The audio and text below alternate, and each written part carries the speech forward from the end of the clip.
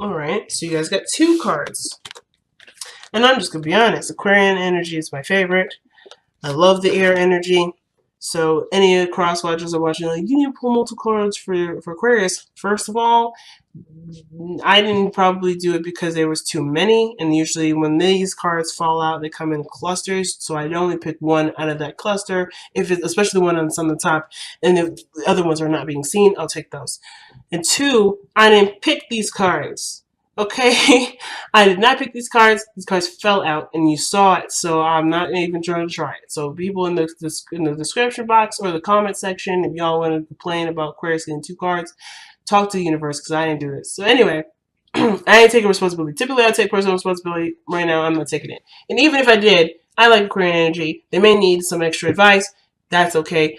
Everybody's got a little bit of Aquarian in them, so this may apply to you too, based off of where your placements are. So just be quiet and just appreciate this reading if you have something that is correlating to Aquarian energy. Now, enough of that BS and going all over the place. Let's get on to your section here. Get on to this reading here. You got Black Moon Lilith here, which has mystery at the very end here, and then you have South Node, which is life's debts.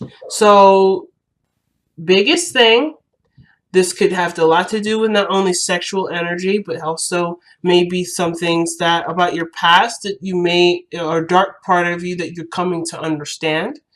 And this is you're coming through understanding this part of you, this dark energy about you. This dark energy is not bad energy. It's just an energy where it definitely needs time of, it needs compassion. It's where our morals and beliefs come from.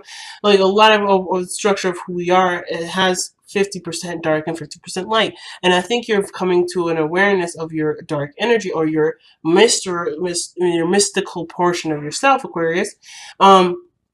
Sexual energy too, as well as your feminine energy here too. Like you're becoming very aware of this energy, and it's through your karmic debts, or perhaps your South Node, where you're comfortable, or who you are, or where you're home. Now, this could indicate the transit South Node, which right now the South Node is in Capricorn. So life's debts right now, what we're doing, especially with Pluto and Saturn, is we're working through a lot of our, or maybe a lot of debts that we may have in power, or where we may feel like we may not be very powerful in. And there could be something regarding that with Pluto and Saturn in Capricorn right now, while the North Node is in Cancer, which automatically will put the South Node in Capricorn, or it could be your own personal South Node. Now, everyone's is different, and that's why I have the link in the description box. It's a trusted site, and I love them, so go ahead and check those out if you haven't. But I feel like the way that you're going to figure out what your South Node is, well, of course, it's going to be through that chart, but I feel like whatever your karmic debts are, or whatever your South Node is, it's going to be connected with with your dark side. Okay, and I'm not trying to say that you're tapping into your dark energy and being bad with it or whatever. I am saying that there's something connecting you Lilith wise with your karmic debt. Now, this could have to do with sexual energy and maybe some sexual traumas here, or this situation has to do with maybe how your life has been playing out. Maybe some things that are consistent about how you are. Maybe you feel like, maybe if some of you guys, and it's not even a ploy, perhaps it's not. Maybe you're not feeling like you're understood, or you're seeing very clearly, and it may be that you're the dark side of you, or there's something that Lilith is in. Something that would reflect intelligence or isolation. Maybe you've been seen as someone that may not fit in very well, and therefore you're living that out. Or you're understanding why you're either not understood, or so forth, right? There's something here regarding, Lilith energy with the South Node, with your karmic debt. And so let's see what the comparisons are. Let's see what the reading has to say with these 2 cards here. Very interesting starting out with those 2. All right. So your underlying energy is showing the 6 of Swords. Some of you guys have just gone traveling, or some of you guys are doing spiritual travel, where you're going through a spiritual, not awakening, but more of like a spiritual journey to understand you, to understand where you're coming from and who you are. Okay, this could be a understanding and tapping into that part of your subconscious. Like I was saying, there's something here. I should have said too. This could indicate, like I said, the feminine energy, and the feminine energy can typically mean your intuition, trusting the subconscious, your subconscious self, um, being hyper aware and being energetically aware. Now, the Six of Swords, maybe this is activated by travel. This could be activated by you deciding to go down a certain path, or doing something that's different, or going down a certain journey.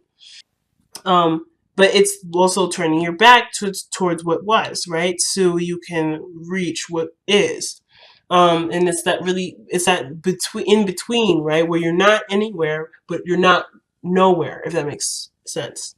So you're going somewhere, but you're not in a direction that's you're not anywhere that makes sense quite yet, or anywhere that can start you off doing something. It's just the voyage. It's just the journey. So of course, you can have all these ideas of what you may reach, and all this stuff. But I feel like you're keeping your options open because you have all these swords here. You have all these swords here in front of the view, but your back is towards the past. So you're not dwelling on the past, but you're not fixated on the future, because whatever will come, you will work with. Okay, and I love that the Two of Wands is there because it was a decision to go there. This was a decision to have this kind of passage, to have this kind of journey. It wasn't something that was sparked upon you of any sort. It just kind of happened based off of your choosing. So it's awesome. The heart you're reading is showing the Three of Pentacles, and this could indicate this is about plans for the future, or looking towards some sort of progression in your future. Now, I feel like this is also involving other people and people in your life and what they mean to you. Considering that Aquarius, you rule the 11th house, which has to do with friendships, communities, organizations, people are a big facet in your life, or at least your friendships are. Friendships are really big to you. And for a lot of you guys, friendships may be the situation that's going on here. Some of you guys, it may be a relationship. And the reason why I go with relationship is mainly because I see with the Black Moon Lilith, this is Adam's first wife according to other mythology. But on top of that, you have the Six of Pentacles here in the past. So it could indicate that there's a relationship here. But I kind of feel like this has to do with groups and people in general. Mainly because there's three people here. There's three people in two cards, or in three cards here. Actually, if you look, there's multiple people in every card, except for the Ace of Cups and the Seven of Swords. Those are the only two cards that I would say there's no actual people in it. But if you look, three people here, three people here, three people here, three people here. Like if you didn't, I didn't even really think about it, but the monks are people too, right? And then there's a crowd here. Two people you can visibly see, and then another one hidden behind a horse. And even the horse can be acknowledged here because horses have emotion too. But then there's this person sitting on the horse. So there's multiple people in all of these cards. So my thing is that what does this have to do with people? What is your development with people? What is your development with other people? Now, your South Node, or is usually the opposite of the sign that the North Node is in. So I'm not quite sure what this would mean for everyone because I don't know everybody's charts. But I do know that Capricorn is where is not only success and power and control, but it's also traditions and things in which we are used to. And I feel like right now you're aware of what you're used to and you're breaking out of this. You're breaking out of the traditions, right? You're cleaning up karmic debt by no longer being in debt, by no longer having that sort of mentality that if you're in debt, there's no fixing it. You're going to do something different to clear karmic stuff. Now, this doesn't have to be karmic stuff, too. It could just be old ways of living, old ways of being that you find to be not necessarily benefiting you.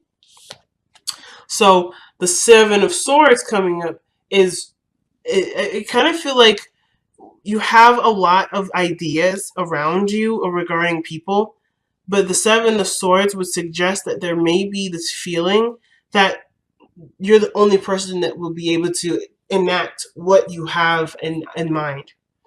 Because one of the things I've noticed is that I feel like Aquarius, you're always the person that's the tallest in every card. You're you're the priest in the Hierophant. You're the person riding the horse. You're the individual standing on that table there, trying to, figure out what the people are trying to communicate. You're the person that's giving of yourself and balancing the scales in the Six of Pentacles. You're always a person. I feel like you're the person that's like standing up and the one that's presenting itself in the card. And in that regard, are they on the same level to you or are they not? Now, and at the same time, does that mean either you stoop down to that level, or does that mean that you let yourself continue to be the person that you are, but may inevitably leave the people behind? But I feel like the biggest struggle is whether or not you decide to leave and go on your own, or you no longer, or you have plans. Oof, it's really difficult with this one, actually. Because the Seven of Swords is also about taking a risk. So maybe it is going through plans with people and assuming the risk of that.